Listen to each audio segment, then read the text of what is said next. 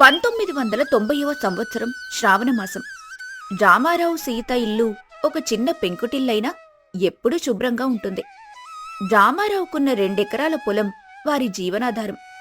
సీత ఇంటి పనులతో పాటు పశువుల పోషణ కూడా చూసుకుంటుంది. ఆ పాతకాలపు రేడియోలో చిరంజీవి గారి సినిమా పాటలు వినబడుతున్నాయి. సీత, ఈరోజు పొలంలో పని త్వరగా ముగిసింది. ఆ వరి నాట్లు బాగా పడ్డాయి. ఈ 7 వర్షాలు బాగుంటే మన అప్పులన్నీ తీరిపోతాయి. నీకు ఆ బంగారు గాజులు చేయిస్తాను. ఈ మధ్య సంతలో చూశాను. నీకవి చాలా బాగుంటాయి. గాజులు తర్వాత చేద్దాంలేండి. ముందు మన ఇంట్లో ఉన్న ఆ పాత ఎడ్ల బండి చక్రం మార్పించాలి. ఆ పైన కురిసే వర్షానికి కప్పు కొంచెం కారుతోంది. అది బాగు చేయించాలి. సంపాదన కంటే జాగ్రత్త ముఖ్యమండి. రేపు పొద్దున్నే ఆ మేస్త్రిని పిలవండి. వానాకాలం వచ్చేస్తోంది. నువ్వు ఎప్పుడూ ఇంతే సీత. ఎప్పుడూ ఇంటి గురించే ఆలోచిస్తావు. సరేలే, నువ్వు చెప్పినట్టే చేద్దాం. రేపు వెళ్ళి ఆ పని చూస్తాను. అప్పుడే బయటి నుంచి పుల్లారావు గొంతు వినిపించింది. పుల్లారావు చేతిలో ఒక పాత రేడియో, కళ్లకు నల్లటి అద్దాలు పెట్టుకుని తలపాక స్టైల్గా చుట్టుకొని లోపలికొచ్చాడు. ఏంటోయ్ రామారావు, ఇంకా ఇంట్లోనే ఉన్నావా? ఊరి చివర తోటలో పట్టణం నుండి ఒక పెద్ద కంపెనీ వాడు వచ్చాడు. ఒక 1000 రూపాయలు పెట్టుబడి పెడితే నెల రోజుల్లో అది 2000 అవుతుందట. మా ఊర్లో అందరూ డబ్బులు కడుతున్నారు. నువ్వెందుకు ఇలా పొలంలో మట్టి కొట్టుకుంటూ పడి ఉన్నావు? రా, ఆ దొరగారిని కలిపిద్దాం. పుల్లారావు గారు, మాకు ఆ కంపెనీలు పెట్టుబడులు ఏవీ వద్దు. రెక్కాడితే గాని డొక్కాడని మా బతుకులకు ఆ గాలి డబ్బులెందుకు? మా పనులు మాకున్నాయి. మీరు వెళ్ళండి. అమ్మమ్మో సీతమ్మ గారు, మీరే ఇలా అంటే ఎలా? రామారావు ఏం చిన్నపిల్లాడు కాదు కదా. 1 గంట వెళ్ళి వస్తాడులేండే. అసలు మీ రేపటి భవిష్యత్తు కోసమే నేను ఆలోచిస్తున్నాను. కొద్ది రోజులు గడిచాయి. పుల్లారావు మాటల మాయలో పడి రామారావు నెమ్మదిగా, త్వరగా డబ్బు సంపాదించే పథకాలకు ఆకర్షితుడయ్యాడు. పొలం పనులను నిర్లక్ష్యం చేయటం మొదలుపెట్టాడు. ఇంట్లో ఉన్న డబ్బులు ఒక్కొక్కటిగా ఆ కంపెనీ పేరుతో పుల్లారావుకు ఇచ్చేస్తున్నాడు. సీతకు విషయమర్థమైంది. ఆమె రామారావును బతిమాలింది, హెచ్చరించింది. కాని పుల్లారావు చూపించిన ఆ ఆశ ముందు సీత మాటలు పనిచేయలేదు. ఏవండి, ఇవాళ పాలవాడికి డబ్బులివ్వాలి. ఆ మూల దాచిన డబ్బులు ఏమయ్యాయి? రేపు మన పొలం విత్తనాలకు డబ్బులు ఎక్కడి నుండొస్తాయి? మీరు ఆ కంపెనీ వాడికిచ్చే ప్రతి రూపాయి అప్పుగా మారుతోంది. వస్తాయిలే. నీకు ఎప్పుడూ డబ్బుల గురించేనా? పుల్లారావు చెప్పాడు, ఆ కంపెనీ వాడు ఇంకో వారంలో అందరికీ డబ్బులు చేసి ఇస్తాడట. అప్పుడు నీకు ఒక్కటి కాదు 10 గాజులు చేయిస్తాను. నన్ను పదే అడగకు. మనం ఊర్లో అందరికంటే ధనవంతులం అయిపోతాం. డబ్బుల గురించి కాదండి, మీ మార్పు గురించే నా భయం. పుల్లారావు లాంటి వాళ్లు మన కొంప ముంచుతారు. ఆయనకు మన పొలం మీద కన్ను పడిందని ఊర్లో అందరూ చెప్పుకుంటున్నారు. ఆయన ధర్మం చేసేవాడు కాదు, దోచుకునేవాడు. ఆ కంపెనీ అనేది ఒక కంటి తుడుపు మాయ. అవన్నీ అబద్ధాలు. పుల్లారావు నా మంచి కోరే మిత్రుడు. నాకు మంచి వ్యాపార అవకాశాలు చూపిస్తున్నాడు. నువ్వు లోపలికెళ్ళు. రామారావు వినకుండా వెళ్ళిపోయాడు. సీత అప్పుడే ఒక నిర్ణయానికొచ్చింది. కేవలం కన్నీళ్లతో సమస్య తీరదని, తన తెలివితేటలతోనే తన భర్తను, తన సంసారాన్ని కాపాడుకోవాలని నిశ్చయించుకుంది. ఆమె తన తెలివితేటలతో ఒక రహస్య ప్రణాళికను సిద్ధం చేసింది. ఒకరోజు రాత్రి పుల్లారావు ఒక పెద్ద కుట్ర పన్నాడు.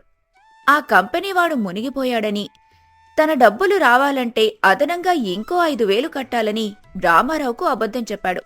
రామారావు దగ్గర డబ్బులు లేవని తెలిసి తన దగ్గరే అప్పు తీసుకోమని బలవంతం చేశాడు.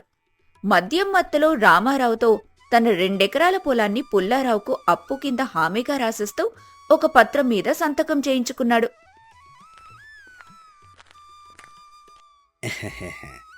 ఇక ఈ పొలం నాదే. రామారావు అమాయకత్వాన్ని బాగా వాడుకున్నాను. ఆ కంపెనీ వాడే లేడు. వీడికి డబ్బులు ఎక్కడి నుండి వస్తాయి? సీతమ్మ తెలివితేటలు ఇప్పుడు ఏం చేస్తాయో చూద్దాం. ఆ పొలం నా పేరు రాగానే దీన్ని అమ్మేస్తాను.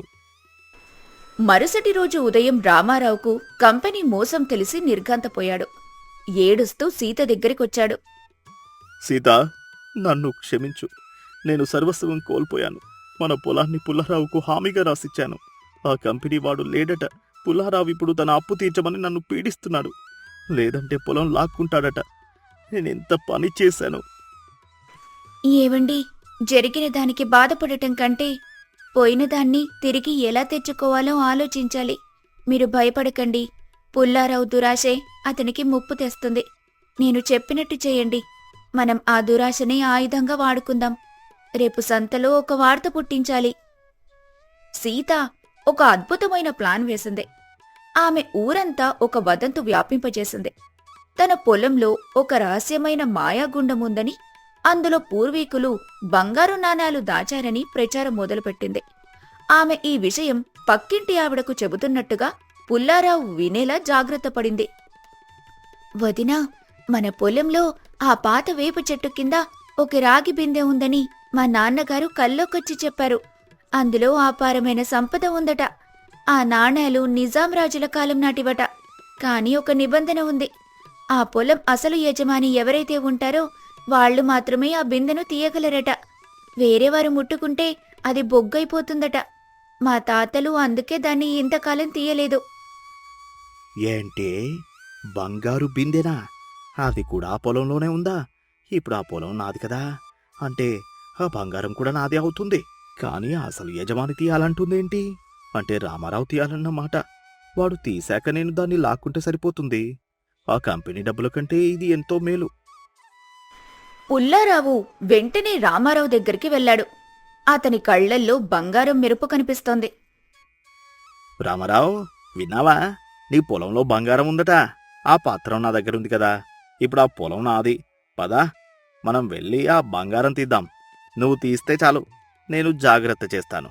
నీ పాత అప్పు కూడా మాఫీ చేస్తాను. సీత చెప్పింది నిజమే కావచ్చు, కాని మా తాతల శాపముంది. నేను లేకుంటే మీరు ఆ బంగారం తీయలేరు. ఒకవేళ మీరు ఆ అప్పు పత్రం నాకు తిరిగి ఇచ్చేస్తే నేను మీ తరఫున ఆ బంగారం తీసిస్తాను. మనం ఇద్దరం సమానంగా పంచుకుందాం. లేదంటే ఆ బంగారం బొగ్గైపోతుంది. నా పత్రం కూడా చెల్లదు. పుల్లారావు దురాశతో ఒప్పుకున్నాడు. అర్ధరాత్రి సమయం. ఊరంతా గురక పెడుతున్న వేళ రామారావు పుల్లారావు పొలానికి వెళ్లారు. సీత ముందే అక్కడ ఒక లోతైన గోతిని తవ్వి అందులో పాతకాలపు పెంకులు, బొగ్గులు నింపిన ఒక మట్టి బిందెను పూడ్చిపెట్టింది. దానిపైన కొంచెం పసుపు, కుంకుమ జల్లి ఒక పూజ చేసినట్టుగా బిల్డప్ ఇచ్చింది. అక్కడొక కిరోసిన్ దీపాన్ని కూడా పెట్టింది. ఏవండి, జాగ్రత్త. ఈ బంగారం తీసేటప్పుడు ఎవ్వరూ శబ్దం చేయకూడదు. ముఖ్యంగా పుల్లారావు గారు తన మనసులో ఉన్న చెడు ఆలోచనలన్నీ వదిలేసి ఆ కాలువలో స్నానం చేసి రావాలి. 10 సార్లు మునక వేయాలి. అప్పుడే ఆ బంగారం కనిపిస్తుంది. లేదంటే ఇది అదృశ్యమైపోతుంది. బంగారం కోసం స్నానమేంటి ఈ చలిలోనా? అది కూడా 10 సార్లు మునగాల? సరేలే, 1000 రూపాయల బంగారం వస్తుందంటే ఏదైనా చేస్తాను. ఈ గాలి కంపెనీల కంటే ఈ బంగారమే ముఖ్యం. పుల్లారావు వణుకుతూ వెళ్లి కాలువలో మునిగి వచ్చాడు. గడ్డకట్టే చలిలో అతను గజగజ వణికిపోతుంటే చూడ్డానికి చాలా హాస్యంగా ఉంది. ఆ బిందెపైన సీత ఒక బంగారు రంగు కాగితాన్ని అంటించింది. అది కిరోసిన్ దీపపు వెలుగులో తళతళా మెరుస్తోంది. దొరికింది, బంగారం దొరికింది. రామారావు, ఆగు. ఇది నా పొలం. ఈ బంగారం నాదే. ఈ అప్పు పత్రం తీసుకో. నాకు నీ పొలం వద్దు, ఈ బంగారం చాలు. ఈ పత్రం ఇక చిత్తు కాగితంతో సమానం. పుల్లారావు తన జేబులో ఉన్న అప్పు పత్రాన్ని చింపి రామారావు మొహాన పడేశాడు. ఆ బిందెను గట్టిగా పట్టుకుని ఊపిరి తీసుకోకుండా అడవిదారిలో పరుగు తీశాడు. ఎవరైనా చూసి అడుగుతారేమోననే భయం అతనికి. మరుసటి రోజు ఉదయం పుల్లారావు తన ఇంట్లో తలుపులు వేసుకుని ఒక పెద్ద సుత్తి తీసుకుని ఆ బిందెను పగులగొట్టాడు. తీరా చూస్తే అందులో కేవలం బొగ్గులు, పాత మట్టి పెంకులు మాత్రమే ఉన్నాయి. ఆగ్రహంతో ఊగిపోతూ రామారావు ఇంటికి పరిగెత్తుకుంటూ వచ్చాడు. రామారావు, నన్ను మోసం చేస్తావా? ఆ బిందెలో బంగారం లేదు, బొగ్గులున్నాయి. నా పత్రం నాకిచ్చేయి. నీ పొలం నాది. నీ కంపెనీ పెట్టుబడి డబ్బులు కూడా నేనిచ్చేది లేదు. మునసబు గారు, చూడండి, పుల్లారావు గారే మా పొలం పత్రం చింపేశారు. అది కూడా ఊరి రచ్చబండ దగ్గరే నిన్న రాత్రి చింపి పడేశారు. ఇప్పుడు వచ్చి మా పొలం తనది అంటున్నారు. పైగా రాత్రిపూట దొంగతనంగా మా పొలంలోకి ప్రవేశించి మా తాతల కాలపు పాతకుండను ఎత్తుకెళ్లారు. ఆ కంపెనీ పేరుతో మా దగ్గర తీసుకున్న డబ్బులకు ఇది సరిపోయిందనుకుంటున్నాం. అవును పుల్లారావు, నువ్వు నిన్న రాత్రి పత్రం చింపివేయడం నేను చూశాను. నువ్వు బంగారం దొరికిందని గంతులేసావు కదా. ఇప్పుడు అది బొగ్గ అయితే దానికి రామారావు ఏం చేస్తాడు? పెట్టుబడిలో లాభం వస్తుందని చెప్పావు కదా, మరి నీ బంగారం పెట్టుబడి ఏమైంది? పుల్లారావు, పత్రం చింపేసిన మాట నిజమే అని అందరికీ అర్థమైంది. ఒప్పందం ప్రకారం పత్రం చింపేశాక ఇక నీకు ఆ పొలం మీద హక్కు లేదు. నువ్వు చేసిన మోసాలకు, లేని కంపెనీల పేరుతో రైతులను మోసం చేసినందుకు ఇది సరైన శిక్ష. ఇక మీదట ఇలాంటి పనులు చేస్తే నిన్ను ఊరు నుండే లేస్తాను. ఈరోజే నీ పాత లెక్కలని తగలై. బాబోయ్, నన్ను క్షమించండి. నా దురాశే నన్ను ముంచింది. సీతమ్మ తెలివితేటల ముందు నా మోసం పారలేదు. రామారావుకు కళ్ళు తెరుచుకున్నాయి. తన భార్య ఎంత కష్టపడి తనను, తన పొలాన్ని, తన గౌరవాన్ని కాపాడిందో అతనికి అర్థమైంది. తన ఆశ వల్ల సంసారం ఎంత ప్రమాదంలో పడిందో గ్రహించి సీత పాదాల మీద పడ్డాడు. సీత, నన్ను క్షమించు. పుల్లారావు లాంటి మాయగాల మాటలు నమ్మి అడ్డదారిలో డబ్బు సంపాదించాలనుకుని నా ఇంటి మహాలక్ష్మిని బాధ పెట్టాను. నువ్వు లేకపోతే ఈరోజు మనం వీధిన పడేవాళ్ళం. నీ తెలివితేటలే మన సంసారాన్ని, మన గౌరవాన్ని నిలబెట్టాయి. ఇక నుండి నేను నీ మాటకు ఎదురు చెప్పను. కష్టపడి పొలంలోనే ఉంటాను. ఏవండి, భార్య తెలివి ఎప్పుడూ భర్త గౌరవాన్ని కాపాడ్డానికే వాడాలి. మన కష్టంలో ఉన్న తృప్తి గాలి కంపెనీల్లో రాదు. ఆ బంగారం బిందే మనం కష్టపడే మనసుల్లోనే ఉంది. పదండి, పొలం పనులు చూసుకుందాం. ఈ ఏడు పంట బాగా పండాలి. రామారావు, సీత కలిసి మళ్లీ పొలంలోకి అడుగుపెట్టారు. ఊరి ప్రజలందరూ సీత సమయస్ఫూర్తిని, ధైర్యాన్ని మెచ్చుకున్నారు. పుల్లారావు తన తప్పు తెలుసుకొని ఊరు విడిచి వెళ్లిపోయాడు. పచ్చల గన్నవరంలో మళ్లీ సుఖశాంతులు వెల్లివిరిశాయి. ఆ సంవత్సరం రామారావు పొలంలో రికార్డు స్థాయిలో పంట పండింది. ఈ కథలోని నీతి సమయస్ఫూర్తి. ఎంతటి క్లిష్ట సమస్యకైనా తెలివితేటలతో మరియు ఓపికతో పరిష్కారం వెతకొచ్చు. దురాశ, తొందరగా డబ్బు సంపాదించాలనే దురాశ మనిషిని సర్వనాశనం చేస్తుంది. భార్య పాత్ర. భార్య కేవలం ఇంటిని నడిపే ఇల్లాలు మాత్రమే కాదు, భర్త దారి తప్పినప్పుడు దారిలో పెట్టే గురువు మరియు రక్షకురాలు కూడా. శ్రమ. కష్టపడి సంపాదించినదే శాశ్వతంగా ఉంటుంది. అడ్డదారిలో వచ్చే గాలి డబ్బు ఎప్పుడూ ఆనందాన్నివ్వదు. ప్రకృతి ఒడిలో పచ్చని చెట్లతో కళకళ్లాడుతుంటుంది వీరచింతపురం అనే గ్రామం. ఆ ఊరి ప్రజలు గొప్ప కష్టజీవులు, కాని వారి పద్ధతులు చాలా వింతగా ఉంటాయి. అదే గ్రామానికి చెందిన వీరయ్య అనే వృద్ధుడి మనవడు శివ. శివ పట్నంలో చదువుకుంటున్నాడు. సెలవుల కోసం తన తాతగారి ఊరైన వీరచింతపురానికి వచ్చాడు. పట్నం పోకడాలకు అలవాటు పడిన శివకు ఈ ఊరి ప్రకృతిని, పొలాలని చూడాలని అనిపించింది. తాతయ్య, నాకు ఈ ఊరు చూడాలని ఉంది. నాతో పాటు వచ్చి ఈ ఊరు చూపిస్తారా? దానికేం నాయనా, పద, ఇప్పుడే వెళ్దాం ఊరు చూడడానికి. శివ తన తాతయ్యతో కలిసి ఊరు చూడ్డానికి బయలుదేరాడు. తాతయ్య, ఈ ఊరు చాలా ప్రశాంతంగా ఉంది. మా పట్నంలో ఉన్నట్టు ఇక్కడ కాలుష్యం లేదు. నాయనా, అవును బాబు. ఊరిలో పొలాలు ఉంటాయి, చెట్లు ఉంటాయి, పరిశ్రమలు అంతగా ఉండవు. అలాగే జనాలు ఉండేది కూడా తక్కువే. అందుకే ఇక్కడ ప్రశాంతంగా ఉంటుంది. ఇద్దరూ కలిసి నడుచుకుంటూ ఊరి మధ్యలోకి వెళ్లారు. అక్కడ కొంతమంది గ్రామస్తులు ఒకే దగ్గర కూర్చొని మాట్లాడుకుంటున్నారు. అందరూ ఒకే రకమైన రంగు కలిగిన దుస్తులు ధరించి ఉన్నారు. శివకి అలా అందరూ ఒకే రకమైన దుస్తులు వేసుకోవటం వింతగా అనిపించింది. తాతయ్య, అటు చూడు. అక్కడున్న వారందరూ ఒకే రకమైన దుస్తులెందుకు వేసుకున్నారు?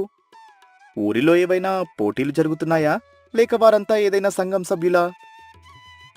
ఏమో నాయనా, వారిని అడిగితేనే తెలుస్తుంది. అటు చూడు, రామయ్య వస్తున్నాడు. అతన్ని అడుగుదాం. ఏం వీరయ్య గారు, మనవడు పట్నం నుండి వచ్చినట్టున్నాడు.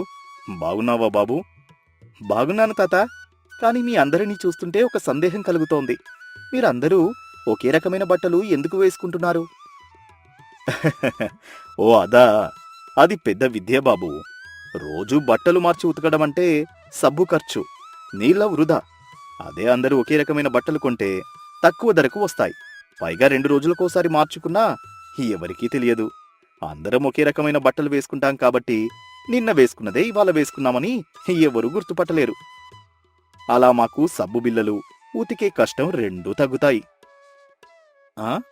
అంటే నిన్న వేసుకున్న దుస్తుల్ని గుర్తుపట్టకూడదని ఇలా చేస్తున్నారా? ఇది పొదుపు అంటారా, లేక పిస్నారితనం అంటారా తాతయ్య? నడువు నాయనా, ముందుకు వెళ్దాం. అవన్నీ అనవసరంగా ఆలోచించకు. శివకు ఆశ్చర్యం ఇంకా తగ్గలేదు. ఇక్కడ జనాలు ఇలా ఉన్నారేంటని మనసులో అనుకున్నాడు. కొంత దూరం వెళ్ళాక ఒక ఇంటి ముందు తోరణాలు హడావిడి కనిపించింది. ఒక వివాహం జరుగుతోంది. పెళ్లికొడుకు పెళ్లికూతురు పీటల మీద కూర్చొని ఉన్నారు. బంధువులు గ్రామస్తులు వస్తున్నారు. శివ, ఈ వివాహ వేడుకకు మనం వెళ్ళాలి. ఈ పెళ్లి మనకు తెలిసిన వాళ్ళదే. అమ్మయ్య, పట్నం భోజనాలు తిని విసుగు పుట్టింది. పల్లెటూరు విందు భోజనం ఎలా ఉంటుందో చూస్తాను. ఈరోజు మేకకూర ఒక పట్టు పట్టాల్సిందే. అవును, ఇక్కడ పెళ్లికి మేకకూర పెడతారు కదా తాత? అక్కడికి వెళ్ళాక నీకే తెలుస్తుంది. వీరయ్య అలా ఎందుకన్నాడో శివకి అర్థం కాదు. ఇద్దరూ పెళ్లికి వెళ్లారు. శివ చుట్టూ చూశాడు. ఎక్కడా భోజనాల పందిరి లేదు. విస్తళ్ల అలికిడి లేదు.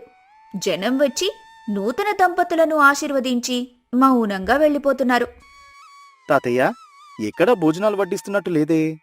మేకకూర వాసన కూడా రావడం లేదేంటి? భోజనాలా? ఇక్కడ వివాహాలలో భోజనాలుండవు నాయనా. కేవలం ఆశీర్వచనాలు మాత్రమే ఉంటాయి. పెళ్లికి భోజనాలు పెట్టరా? అదేంటి? నాకు అంత కొత్తగా అనిపిస్తున్నాయి ఈ ఊరి పద్ధతులు. బాబూ, 10 మందికి విందు పెట్టడం అంటే 1000 రూపాయల ఖర్చు. అయినా పెళ్ళంటే 2 మనసుల కలయిక, 2 కుటుంబాల కలయిక. దానికి దేవుడి దీవెనలుంటే చాలు. తిండి తింటే అది అరిగిపోతుంది, ఆశీర్వాదం ఇస్తే అది నిలిచిపోతుంది. అందుకే మా ఊరిలో ఎవరూ భోజనాల గురించి అడగరు. బాబోయ్, ఈ ఊరి వాళ్ళు పిసినారితనంలో పరాకాష్ఠకు చేరుకున్నారు. వీళ్లకు భోజనం పెట్టడానికి కూడా మనసు రావడం లేదు. ఇదేం ఊర్రా బాబోయ్. ఆ రోజు శివకి ఆ ఊరి గ్రామస్తుల పిసినారితనం చూసి చిరాకుగా అనిపించింది. మరుసటి రోజు ఉదయం మళ్లీ ఊరంతా తిరగటానికి వెళ్లాడు. ఈసారి అతనికి ఒక భయంకరమైన దృశ్యం కనిపించింది. దారిలో కనిపించిన 5-6 వ్యక్తులకు శరీరంలోని వేర్వేరు భాగాల్లో పసుపు పూసి ఉంది. ఒకడికి నుదుటిపైన, ఒకడికి చేతిపైన, మరొకరికి కాలుపైన దట్టంగా పసుపు రాసి ఉంది. తాతయ్య, అటు చూడు, వీళ్ళందరికీ ఏమైంది? అందరూ పసుపు రాసుకున్నారు. ఇదేమైనా కొత్త రకం అలంకారమా? వారిని అడుగుదాం పదా. వీరయ్య, శివ ఆ జనాల దగ్గరికి వెళ్లారు. ఏమండి, మీ అందరూ పసుపు ఎందుకు రాసుకున్నారు? అయ్యో బాబు, నిన్న సాయంత్రం ఒక ఆంబోతు ఊరి మీద పడింది. అది మా మీదకు వస్తుంటే తప్పించుకునే క్రమంలో కింద పడి గాయాలయ్యాయి. అందుకే ఇలా పసుపు రాసుకున్నాం. గాయాలైతే వైద్యశాలకు వెళ్ళాలి కదా, మందులు వేసుకోవాలి కదా. కేవలం పసుపు రాసుకుంటే ఎలా తగ్గుతుంది? దూది పెట్టుకుని కట్టించుకోవచ్చు కదా. దూది కొంటే డబ్బులు ఖర్చు బాబు. వైద్యుడి దగ్గరికి వెళ్ళినా ఖర్చు అవుతుంది.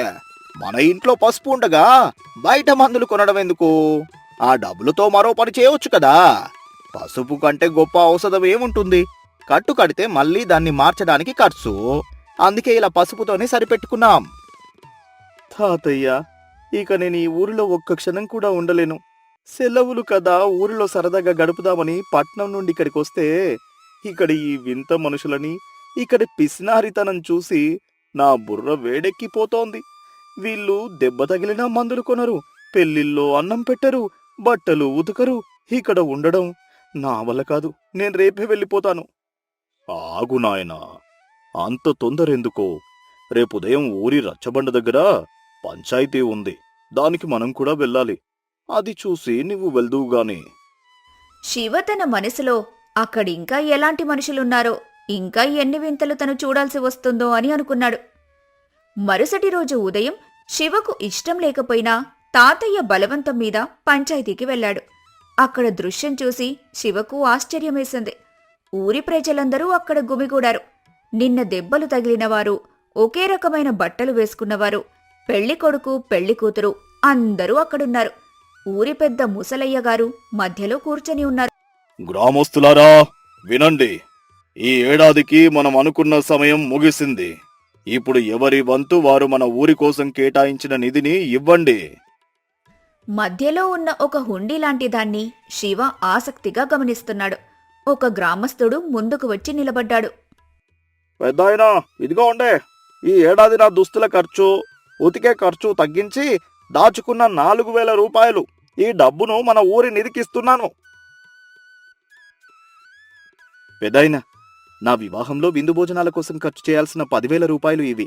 అందరి ఆశీర్వాదం దక్కింది. ఈ డబ్బును మన ఊరి నిధికిస్తున్నాను. పెద్దాయనా, నిన్న నాకు దెబ్బ తగిలితే వైద్యశాలకు వెళ్లకుండా పసుపుతో తగ్గించుకున్నాను. ఆ మందుల కోసం మిగిలిన 500 రూపాయలు ఇవి. ఇలా ఒక్కొక్కరూ వచ్చి తాము పిసినారితనంతో దాచుకున్న 1,000 రూపాయలను ఆ నిధిలో వేస్తున్నారు. శివకు నోట మాట రావటం లేదు. చివరకు వీరయ్య తాత కూడా ముందుకెళ్లాడు. పెద్దాయనా, ఇది నా వంతుగా 2,000 రూపాయలు.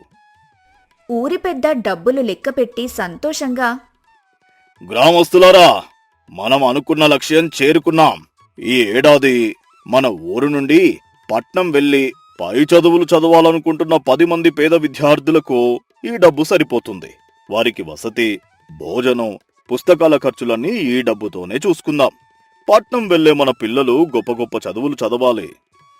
శివకు అప్పుడర్థమైంది ఆ గ్రామస్తుల పిసినారితనం వెనుక ఉన్న గొప్పతనం. వారు తమ అవసరాలను తగ్గించుకొని చిన్న చిన్న సుఖాలను త్యాగం చేసి ఆ డబ్బుతో ఊరి భవిష్యత్తును తీర్చిదిద్దుతున్నారు. శివ కళ్లల్లో నీళ్లు తిరిగాయి. తాతయ్య, నన్ను క్షమించు. నేను వీరందరినీ పిసినారులని అనుకుని ఏగతాళి చేశాను. కాని వీరు తమ స్వార్థం కోసం కాకుండా ఊరి పిల్లల చదువు కోసం ఇంత గొప్పగా ఆలోచిస్తున్నారని తెలియలేదు. ఒకే రకమైన బట్టలు వేసుకోవడం వెనుక ఉన్నది పిసినారితనం కాదు, ఒక గొప్ప విద్యార్థి చదువు. భోజనం పెట్టకపోవడం వెనుక ఉన్నది పేదవాడి భవిష్యత్తు అని నాకు ఇప్పుడు అర్థమైంది. చూసావా నాయనా, మనిషి దేనికోసం పొదుపు చేస్తున్నాడనేది ముఖ్యం. తమ కోసం దాచుకుంటే అది లోభితనం, 10 మంది కోసం దాచుకుంటే అది గొప్పతనం. మా ఊరి ప్రజలు తమ కడుపు కట్టుకుని ఇతరుల తలరాతను మారుస్తున్నారు. నిజం తాతయ్య, ఇన్నాళ్ళు నేను పట్నంలో అనవసరమైన ఖర్చులు చేశాను. ఇక నుండి నేను కూడా వీరిలాగే పొదుపు చేస్తాను. వీలైతే నేను కూడా ఈ నిధికి నా వంతు సాయం చేస్తాను. ఏం బాబా, రేపటి నుండి నువ్వు కూడా మా అందరిలా ఒకే రకమైన దుస్తులు వేసుకుంటావా? తప్పకుండా. మీరు వేసుకున్న రంగు దుస్తులు నాకు ఇప్పుడు ప్రపంచంలోనే అత్యంత అందమైన దుస్తులులా కనిపిస్తున్నాయి. ఆ రోజు శివ ఊరి ప్రజల పట్ల ఉన్న తన అభిప్రాయాన్ని మార్చుకున్నాడు. మనిషి విలువ అతను ధరించే దుస్తుల్లోనూ పెట్టే విందుల్లోనూ ఉండదని, అతను చేసే త్యాగంలో ఉంటుందని తెలుసుకున్నాడు. శివ సంతోషంగా పట్నానికి తిరిగి వెళ్లాడు. కాని వీరచింతపురం నేర్పిన గొప్ప పాఠాన్ని మాత్రం తన గుండెల్లో పదిలంగా దాచుకున్నాడు. కథలోని నీతి: మన పొదుపు ఇతరుల జీవితాల్లో వెలుగులు నింపినప్పుడు ఆ పిసినారితనమే గొప్ప దాతృత్వమవుతుంది. స్వార్థం లేని పొదుపు సమాజానికి మేలు చేస్తుంది.